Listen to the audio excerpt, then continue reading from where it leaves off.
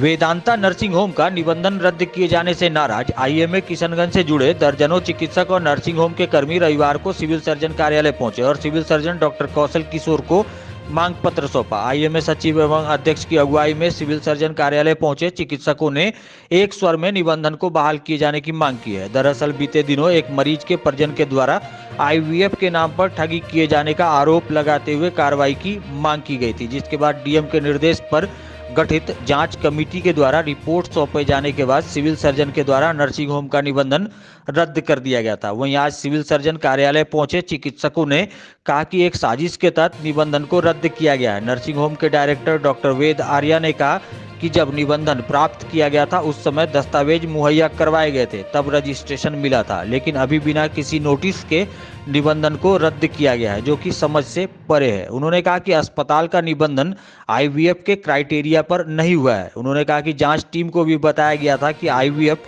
नहीं बल्कि इनफर्टिलिटी का इलाज वेदांता में किया जाता है। वहीं आईएमए सचिव डॉक्टर जकी अनवर ने कहा कि सिविल सर्जन को सभी बातों से अवगत करवाया गया है और उन्होंने आश्वासन दिया है। डॉक्टर जकी अनवर ने कहा कि अगर जल्द से जल्द निबंधन को बहाल नहीं किया जाता तो चरणबद्ध तरीके से आंदोलन किया जाएगा। देखने वाली बात होगी कि स्वास्थ्य विभाग के द्वारा पूरे मामले पर क्या कदम उठाया जाता है। इस मौके पर doctor ML Jain, doctor AK. Sinha, Saurabh Anand, Subrata Prasad सहित दर्जनों चिकित्सक मौजूद थे। वो कारण मुझे नहीं बताया गया है। जो क्लॉज लिख के दिया गया था कि फायर का लाइसेंस आपका एक्सपायर है या 2020 से नहीं बना है या आपका ईटीपी बायो वेस्ट या आपका सिनर्जी एनवायरनमेंट कुछ भी, सारा का सारा डॉक्यूमेंट जमा करके तब रजिस्ट्रेशन कराया जाता है। रजिस्ट्रेशन 2022 में भी कराया गया और अगस्त 2023 में भी उसका रिन्यूअल कराया गया सारा डॉक्यूमेंट्स के साथ।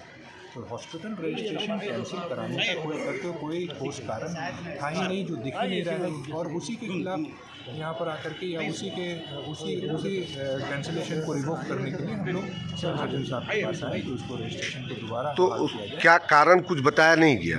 कोई ऐसा नहीं, वो लिखित में एक चिट्ठी आया। इनफैक्ट हम लोग आईएमए के सारे डॉक्टर्स ये भी कहें कि अगर कोई डॉक्यूमेंट्स किसी भी हॉस्पिटल का कभी भी लैप्स होता है तो उसको एक नोटिस या डॉक्यूमेंट को पूर्ति करने का समय मुहूर्त दिया जाता है, तब जाकर के कोई तरह का एक्शन लिया जाता है। ये डायरेक्टली रद्द करने का नोटिस अपन से आईवीएफ की फैसिलिटी किशनगंज में प्रावधान देना पॉसिबल नियर टू इम्पॉसिबल।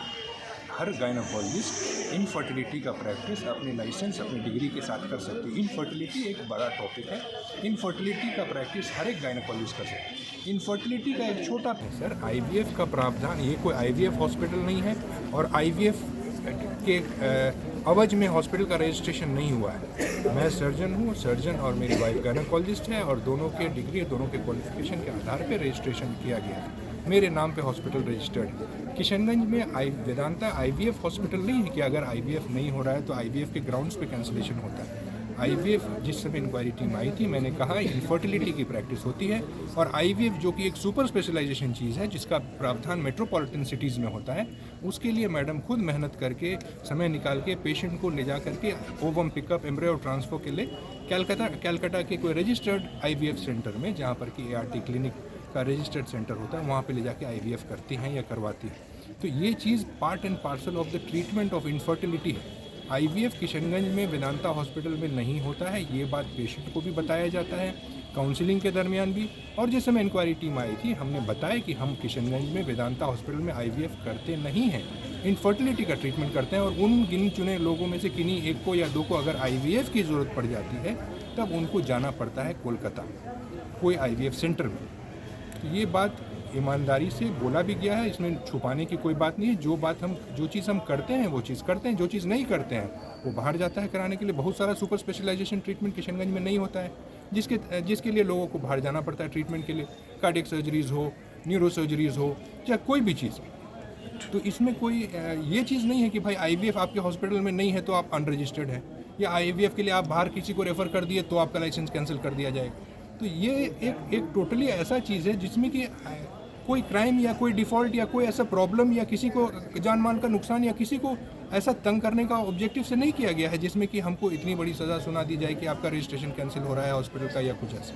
तो उसी के एवज में सिविल सर्जन साहब से बात हो रही है ताकि रजिस्ट्रेशन जल्द से जल्द बहाल हो और हम लोग जो पिछले 4 दिन 5 दिन से काम बंद रखे हैं वो काम दोबारा सुनिश्चित तौर पर स्टार्ट कर सकें। कारण तो पता नहीं चला, डॉक्यूमेंट्स के लेकर कुछ लिखा गया था, कुछ डॉक्यूमेंट्स आपके पास कमी है, वो सारे लेकिन हम लोग देखे डॉक्यूमेंट सब है उनके पास, सही है। से हम लोग का मिलना हुआ रिगार्डिंग जो वेदांता हॉस्पिटल को सडनली एक नोटिस दिया जाता है कि आपका रजिस्ट्रेशन कैंसिल किया जाता है बिना किसी कारण के। हम लोग उस सिलसिले में आके मिले और उनको एक नोटिस दिया गया था कि ये चीज़ें आपके पास नहीं है।